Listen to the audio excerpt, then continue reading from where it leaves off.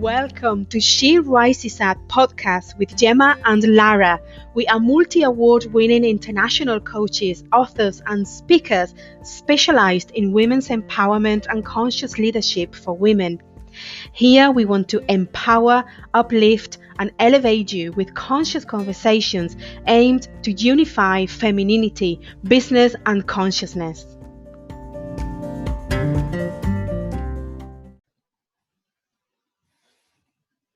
Gemma, are you ready for this? I am as ready as one can be. Today is podcast number 4, right? Indeed so. Yes, welcome to all of you ladies who are listening to us today. Before we get started into today's topic, we wanted to say that this podcast is completely sponsored by ourselves. And the way we do it is we pick some oracle cards. Actually, we don't pick them because literally they fly. They fly away.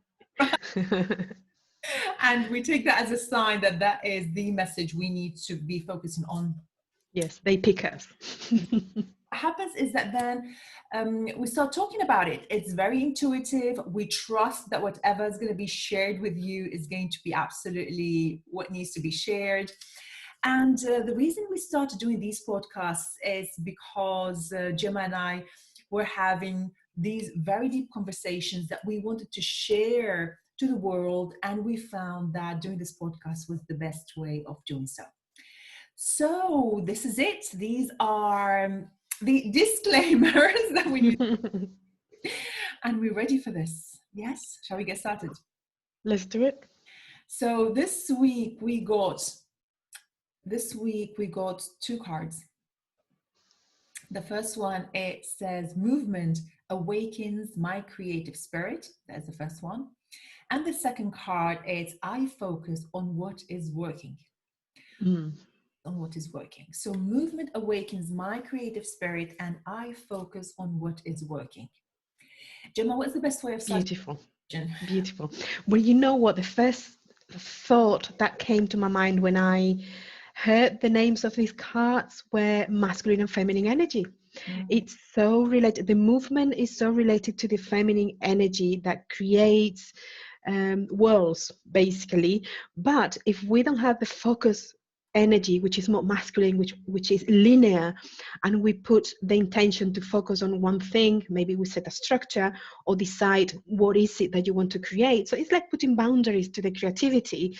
Then the creativity, when it has this limit, this container created by the masculine energy, by the focus, flows freely within that container that is created by the masculine.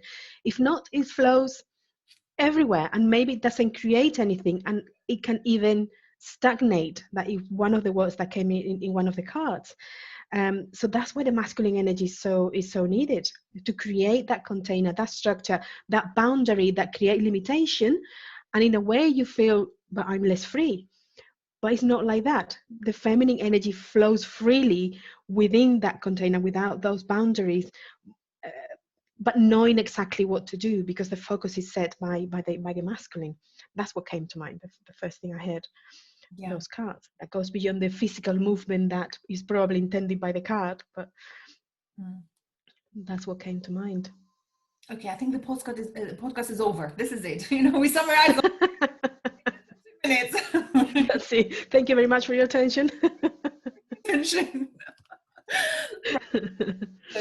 Yeah, it's very interesting when that was the first thought as well that came to my mind, and focus, and how we need both, right? We need both. And it reminds me, a few thoughts actually just coming to my mind. The first one is how the topic of feminine energy over the last few weeks has been appearing a lot in my life through the work that I do and people wanting to know more. And it was very, very interesting. So there might be a trend there, or there might be that wants to come out. And when it comes to movement, also I wanted to share a personal experience that it's been,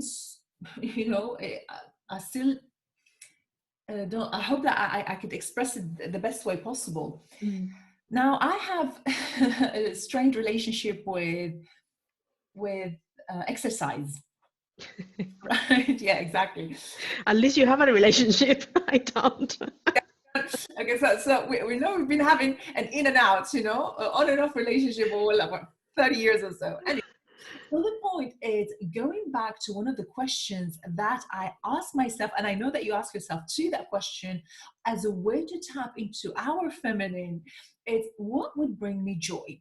Now, Yes. I knew that I needed to do some sort of physical activity. And the activities that I love doing right now, because of what's happening in the world, is not possible yet. So one thing that I loved, but somehow I forgot, or I forgot to tap into it, is dancing. Mm-hmm.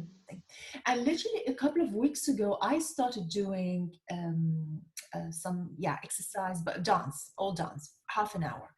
And Gemma, it's unbelievable. After each single workout, it's not even a workout, it's a dance workout, it's very fluid. You move your body as you wish with a structure, but very fluid. I cry. After every single session, I cry. How beautiful. I cry, and you might be thinking, well, how is that? And the way I interpret that is because of the stagnation of that I had, the feelings that were stagnated in my body that needed the dance to be released. Yeah. Right? Yeah. And that reminded me that I love belly dancing, and I've been doing belly for many, many years. And yeah, it reminded me to go back to it, as I had it there. And that is belly dancing, talking about that, and feminine energy is a great way to connect to your body. Yeah. Yeah. When I do these activities, it's almost like it's two things in one. I'm doing mirror work.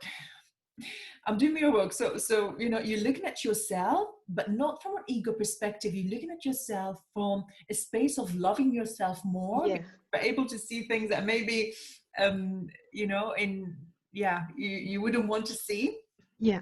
And on the other side, you're shifting all these movements that are happening within. It's like, wow.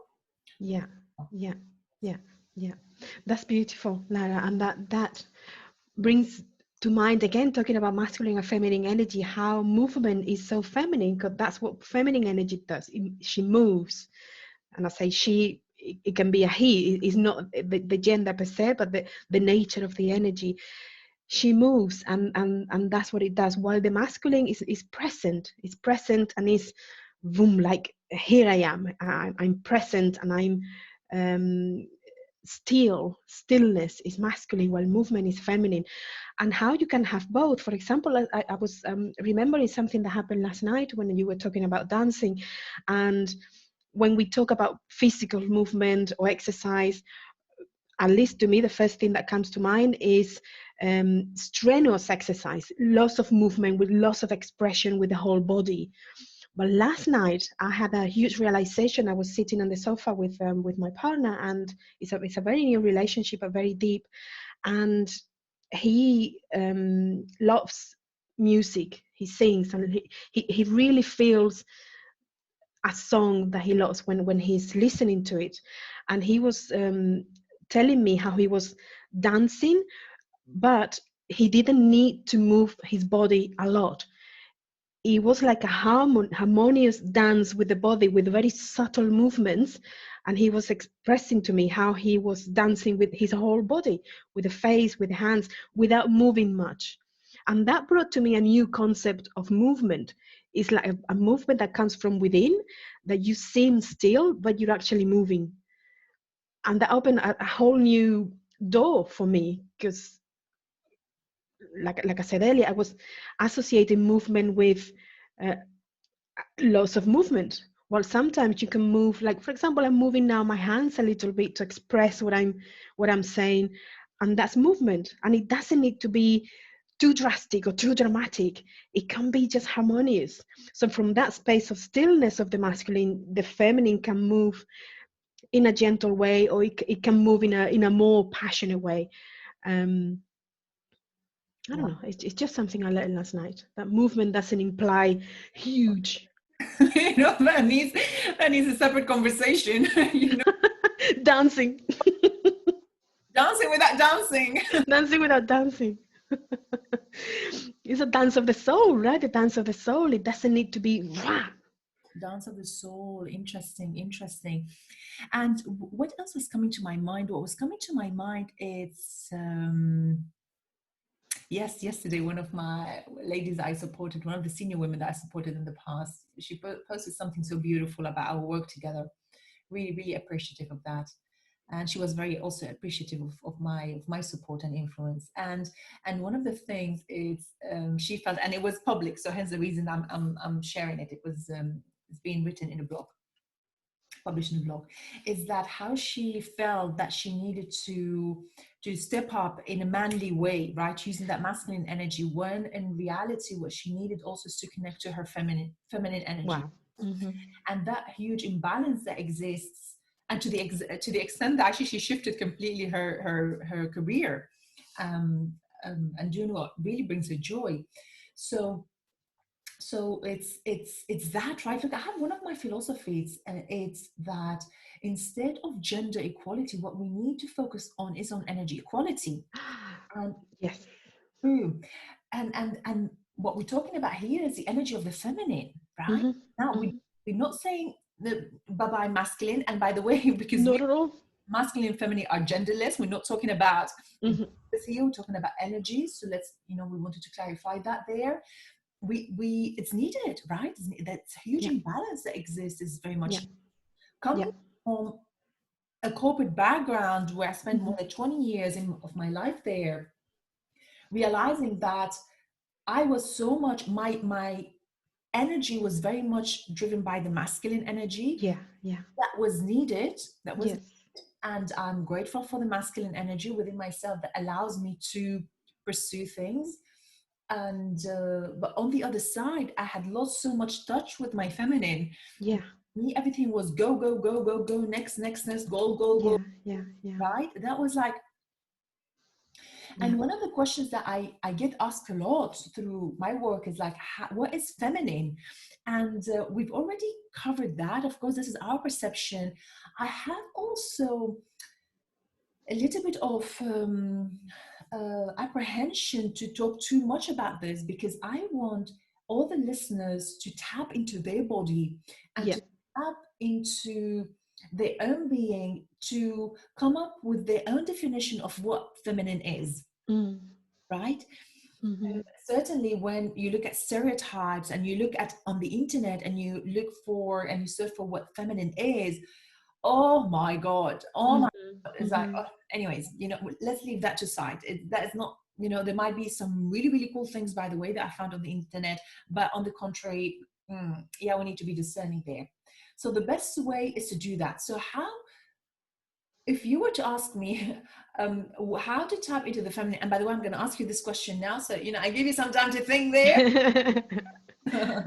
How to tap into your feminine? One is to ask yourself the question of what would bring you joy. What would bring you joy? Creativity is another way of tapping into the feminine. Creativity, creation of life, creation of a business, creation of a project, creation of a piece of art, of a dish, right? That it's another way that I love, and of course that it's not the only way, by the way, and I'm speaking from the space of being born a woman and who still has her menstrual cycle, is to learn the harmonies and disharmonies of our menstrual cycle. I'm 42 and I'm soon going to enter the next stage of my life. And it's only a few years ago, very short few years ago, when I was opened to this new world of, instead of having our hormonal cycle, basically, let's work together. Let's work together. And I love what one of my favorite authors, Lisa Lister, says, that when you understand, acknowledge, and accept our cyclic nature, we understand, acknowledge, and accept ourselves. Is that right? So I'm learning tendencies about me. I'm learning. I'm collecting data. How beautiful, collecting data, and that's masculine, right? It's masculine from the feminine. How beautiful! How beautiful! That's how integrated it is. And going back to the beginning of your last bit of talking, when you said, what is the feminine for you? I discovered very recently that mother energy is masculine, and I was shocked because for years I've worked into growing my mother energy and focusing to that. I'm not a mother myself, I haven't had children, but it's bringing that mother energy to bring to the world. And I thought that was very feminine, and it isn't. It's masculine because you are constantly giving, and the giving is masculine. And I was shocked when I heard that. And obviously, if you are in a mother energy all the time because you have children, maybe your husband is another child, maybe you have parents to look after, that's your mother energy, and you constantly giving, you tap into your masculine energy a lot. So there must be a balance. There must be a balance, and bring that femininity in a different way. And to me, the way to bring the feminine, in addition to what Lara said of tapping into your joy, what brings you joy, is surrender. To me, that's the key to the feminine, surrender. And that goes so much against what's been told by the feminist movements. I'm sorry, ladies, but it is like that. Surrendering to the masculine within you, to the masculine within you that gives you the focus, that gives you the direction, and also to the masculine outside. And it's not submission, it's surrendering. That's the feminine. That's when the feminine comes out. That's when you surrender to be treated certain way, to be admired for your beauty inside, your inside beauty and your outside beauty. Surrender to the flow of your creativity, to the flow of your energy. Surrender that to the masculine inside of you that gives you the flow and the boundaries. And within a relationship, surrender your femininity to the leadership of the masculine, knowing that you are also a leader, that you are a queen, but a queen is a king, and they are both leaders. And that again goes against what's been told in the world, that we have to be leaders and we have to lead in the masculine way. And when we do that, we get exhausted and we get tired because we're not tapping into the femininity. I remember being in the corporate world years ago. When I first started, I had a team of 11 people and I was a team leader, and that exactly happened to me. I was tapping into the masculine and leading like a man. That was the way. And it failed because I wanted to be caring for my people. I wanted to care for them. I wanted to be motherly and nurture, which again is masculine energy. I didn't know, but I had to lead like a man and lead those traits of the feminine in one side, and maybe be a bit more abrupt or less compassionate. And that exhausts me because it wasn't me. And I thought, I'm not a good leader. And only years later, I realized that was not the truth. It was that the world was pushing me to lead from that perspective instead of using my feminine traits.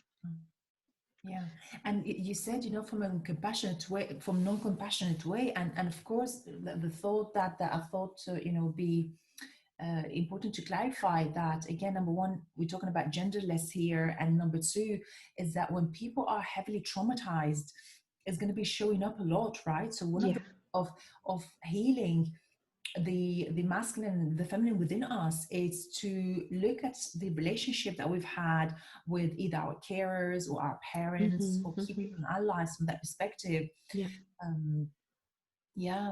Just, I personally I was born with very strong women around me. My grandmothers, both of them, my aunties are in businesses, my mother, a very strong person, and there was a lot of masculine energy there. I don't know if it's right or wrong, but I know I picked up on that, and I did what I had to do, and it served me so well, but there was something missing there. Yeah. I thought it was coming to my mind, and I have this beautiful figure on my chimney, and that is the figure of a goddess, right? I don't know if she's a goddess or if she's maybe a priestess, but when we tap into the energy of the priestesses were leaders, right? Exactly. The witches exactly. And when we talk about the witches, we are referring to the wise women, right? They were the healers, they were the midwives. they were all leaders. Yes. Right, in their field. Yes. So that is another example that, you know, we could be and I'm not sure if people could see us here, but a priestess as such, you know, lead from that space of leadership, Yes. a space of authority. Yes. and Absolutely. and equally, yeah, being very balanced. Yes. Very Yes. balanced, yeah. Yes. That's the key. That's the key. Balance. Balance. And there's nothing more beautiful than a balanced human being, whether you're a woman or a man. From my experience being in a relationship now after many years of being single with a conscious man who's balanced with his feminine and his masculine energy, it's like the most beautiful thing ever, because you see that the masculine doesn't need to be what we've been told, really strict or really direct. So it can be masculine, but when it has harmonious with the feminine, it can be tender at the same time, and it's just the more beautiful. And the same with a woman. You don't need to be all fluffy and floppy all the time. You can be a leader, you can be direct, and you can be strict from the compassion point of view. And that's love. Yeah. That's love. And that's coming from a healing space, right? I mean, Exactly. the philosophy of an unhealed person, unhealed human, is a disempowered human, right? So ultimately, Absolutely. I think we need to take our healing way. No, it's not. I think I know that we need to take our healing Yeah. way more seriously, and yeah. Yeah. I'm Yeah. thinking about the workplace now, and the work that I do with coaching and Yeah. and everything is. I realize that all we're doing is we're poking each other's traumas all the time in the workplace. Absolutely. It's a Absolutely. trauma. Is a trauma party. Absolutely. So yeah, and part of that is understanding, going back to not only healing, going back to reconnecting with ourselves, going back to yeah, to the joy element. To the joy. You had a beautiful sentence. I can't remember it now. About healers, leaders being healers or something like that. Yeah, I haven't published it, but you know, we'll publish it. Oh. No, this is exactly it. This is a podcast. It's, you know, it's on, and we, you know, whatever has to come out will come out. Is that let's heal the leader so the leader becomes a healer. Exactly. Right? Beautiful. It's beautiful. So the leader becomes a healer. It's beautiful. And imagine if the leaders. It's beautiful. How powerful is that? They heal. How powerful You is know, that? again, we don't need to be healed to lead. By the way, this is, you know, we could be in peace and a work in progress at the same time, as they say. Yeah. But, yeah. But the more healed you are as a leader, or if you enter a relationship of any kind, whether it's romantic, friendship, any kind, the more healed you are, the less you project onto the other person, and the sooner you can heal any conflict and resolve any conflict, and the more you can actually help other people grow, because you've already healed that part of you, so that the other person just grows by being in your example. You know, I feel like shifting the conversation. Okay. I feel like Let's do it. Conversation, and I think you're gonna like it. Let's see what you think, because I'm sure I will. especially when we were thinking and talking about, I focus on what is working from a personal perspective and from a practical perspective.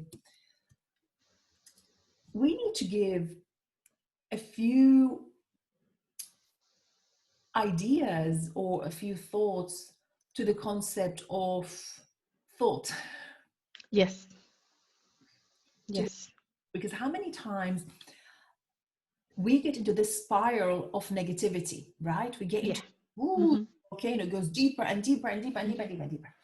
So I feel, especially with this card, I focus on what is working. I feel that we need to spend some few minutes here talking about thought, because how many people believe all thoughts they get? Because I thought that, it means it's true, and it means that I engage with it. When in reality, not all thoughts need to be engaged with. When you get a thought, it doesn't mean that it's yours. And my power relies on the fact, my power relies when I engage with my thoughts, and when I get the thought. What do you think? Yeah, I think it's really important, because thoughts basically we are creators. We don't know, many people don't know that we are creators, and most people live in a victim state, believing all the thoughts they have, and maybe stagnating in one thought that is not supportive of their life. But when we take personal responsibility, we become creators, and creators create with thought. We actually project out what we have within. And if what we have within is the result of a positive thought that causes positive emotions and beautiful feelings, then we create outside that beautiful reality, or that we see outside the result of what we think. If we engage with a negative thought, then it's exactly the opposite. We project out negativity, we see negativity, and have negative emotions and negative thoughts. I'm not saying it's wrong, but I'm saying that you can decide which one you prefer. Do you want to be on a negative state and feel bad, or would you prefer to feel positive? I prefer to feel positive and joyful and happy. And that's a result of a thought. And when you realize that, things like meditation and even emotional intelligence kind of lose its meaning in a way, because all you have to do, you don't need to concentrate on meditating or on the emotion that you're feeling. Just go to the original thought that created the state you're in right now. Why am I feeling a bit sad right now? Because I was thinking, okay, so let's shift that thought, let it go, and see what thoughts come next. Is it better? Yeah. Do I want to engage with it? Yeah. Then do it. If not, let it go too. And so to be aware of the thoughts we have in, and with thought we want to engage with, is the best habit we can create in our lives, because it's going to be the result of what you create outside of you. Beautiful. Love it, love it, love it so much. And this is very practical thing, right? To Indeed. with our ladies, that hey, not all thoughts are yours. And how many times I had intrusive thoughts, and so many times I needed to ask myself the question, is this thought mine? Is this thought mine? And I know mine and what is not, right? And I have engaged in thoughts and went down the spiral of negativity because I was in a victim mentality. So it's almost that spiral was feeding something within me that I needed at that moment of time, right? Yes, yes. In one of the programs I facilitated, is a beautiful program. It's called Rise. We talk about the subject, and one way of doing that it's called the 3 C's, right? We talk about the 3 C's. The first one is very much based on what we're talking about now. It's called catch it. So I need to catch the thought first. I need to check it. Is this thought mine, right? And then I'm going to change it. So it's a Love it. way of, catch it, check it, change. Love it. Love it. To our thoughts, right? Love it. So before we start wrapping up, Gemma, is there any practical tools or tips that you would like to share with our audience? Because, by the way, ladies, this podcast is as much as yours as it is for us. Indeed. And we keep with ourselves, hey, wait a minute, is this really, am I leading by example here? So it happens all the time. We have discussions post podcast, like, oh my god, I need to step up here or there, or that was a reminder, or that was that was so related, it was happening in my life right now. This is for us. Yes, absolutely. So, anything? Well, I think it's really important to realize that we are in control of the thoughts we want to engage. We're not in control of the thoughts we have. I don't know where their thoughts come from, and we don't really need to know. Maybe from other people, because we are telepathic. Maybe from I don't know, from programming. It doesn't really matter. What matters is how aware are you of the thoughts you have in, and create the habit.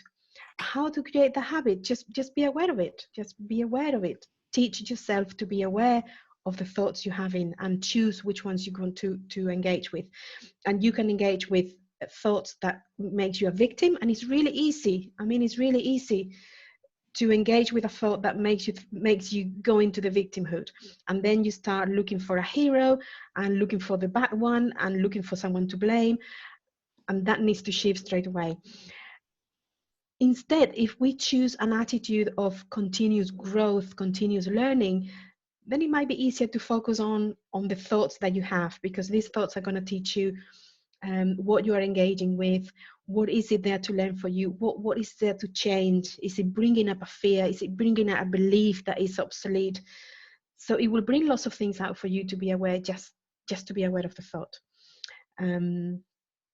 So I think if people go away just with that, with the idea of learning to be aware of the thought, and that you have the power to change your reality by changing the thought you having, that is just hugely transformational. Huge, amazing. Yeah, that is very true. And from my point of view, what I would like to say is that be discerning, not because we said, oh, we had this discussion, it means it's the truth. This is our truth at this time, knowing what we know. So be discerning with us, with everyone else. And I would say, ask yourself the question of, what does feminine mean to me? Where did I learn the feminine from? How can I tap into my feminine? Do I need to tap into my feminine? Because maybe you don't need it, maybe you don't want to, right? So this is something else. And also what I would say is to look and observe the animal kingdom. No. Behavior, because sometimes our perception of what feminine and masculine can be clouded by our biases and assumptions and things that we've learned from somebody else. And watching the animal kingdom and observing them, it's it's huge realization. Yeah, absolutely. Yeah, my cats are coming to mind when they gave birth, 2 of them at the same time. Magic to watch, magic. Okay, so this is it for us. That's it. Podcast number 4 completed. We're rolling. I hope you are enjoying it as much as we do making them and listen to them afterwards. And I think we're open, right, Lara, to suggestions of what subjects you would like to cover. And we're going to continue picking cards, but surely we can tap into any suggestions that you give us or any question that you give us through any conversation. Idea, actually. Yeah, we could put it out there. Maybe every now and then, instead of picking a card, we just we can answer some of those questions and tap into the energy of the question that our audience. I love that. For sure. Ladies, this is it for us today, and we'll see you in 2 weeks. 2 weeks. Enjoy life in the meantime. Bye-bye. Bye-bye.